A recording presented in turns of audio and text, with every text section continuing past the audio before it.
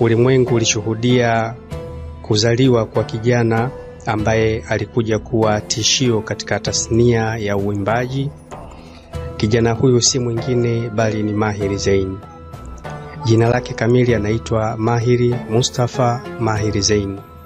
Alizaliwa tarehe 16 mwezi wa saba mwaka 1981 katika jiji la Tripoli huko Lebanon.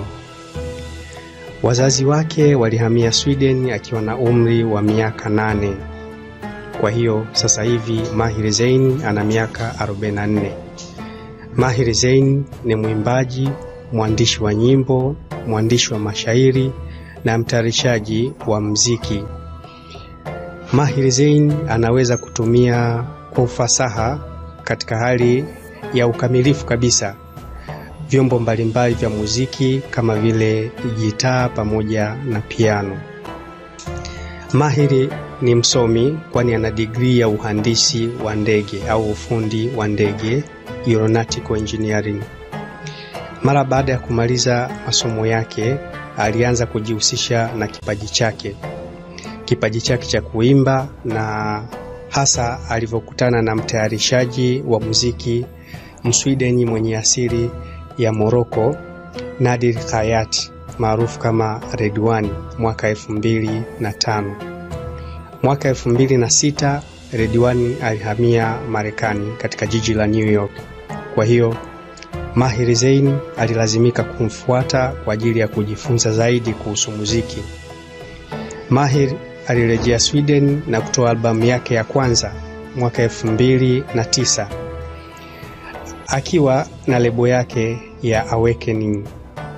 Albamu yake hiyo iliitwa Thank You Allah na ilikuwa na nyimbo takribani 13. Huo ukawa mwanzo wa mafanikio ya Mahir Zain.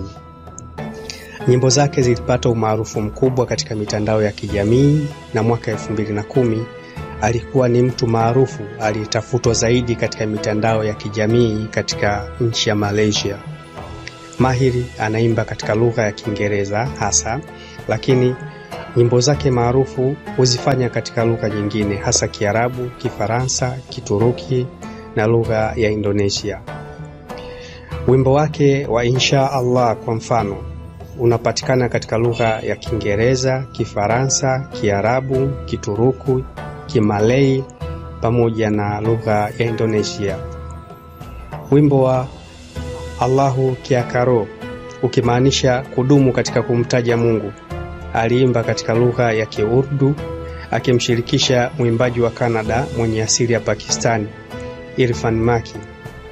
Mwaka 2012 alitoa wimbo wake maarufu unaoitwa Assalamu Alaika, ambao upo katika lugha takribani 6 mpaka sasa.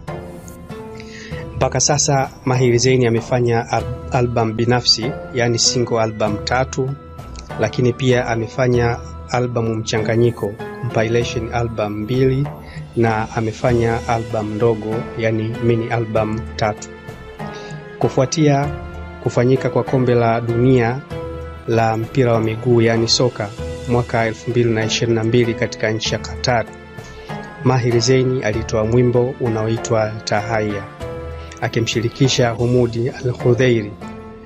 Mwimbo huu licha ya kuwa haukuwa mwimbo rasmi wa World Cup, lakini ulijizolea umaarufu mkubwa kuliko hata nyimbo rasmi zilizokuwa zimerekodiwa kwa ajili ya tukio hili la kihistoria. Katika kuendeleza burudani kwa mashabiki zake, mwaka 2025 Mahir ameachia wimbo uliotikisa au unaotikisa sasa hivi duniani unaoitwa Qalbi fil Madina akimshirikisha mwanamuziki mwenzake Haris J. Mahir amefanya ziara na matamasha katika nchi mbalimbali, nchi kubwa na ndogo, kuanzia Ulaya, Asia, Amerika, Australia na mpaka Afrika. Mwaka 2022 mwezi wa 3, Mahir Zain alitua katika ardhi ya Tanzania kwa mara ya kwanza na kufanya tamasha kubwa katika ukumbi wa Diamond Jubilee. Huyu ndio Mahir Zain, kijana mwenye kipaji cha kuimba kinachovutia watu wengi duniani.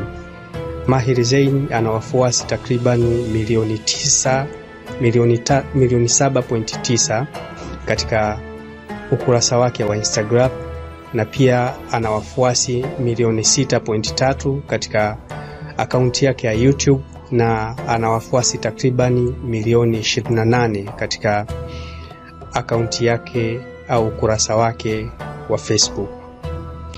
Huyu ndio Maher Zain, mwamba ambaye anasifika katika tasnia ya uimbaji, akiimba mitindo ya R&B, hasa akiimba nyimbo zinazohusiana na dini ya Kiislamu.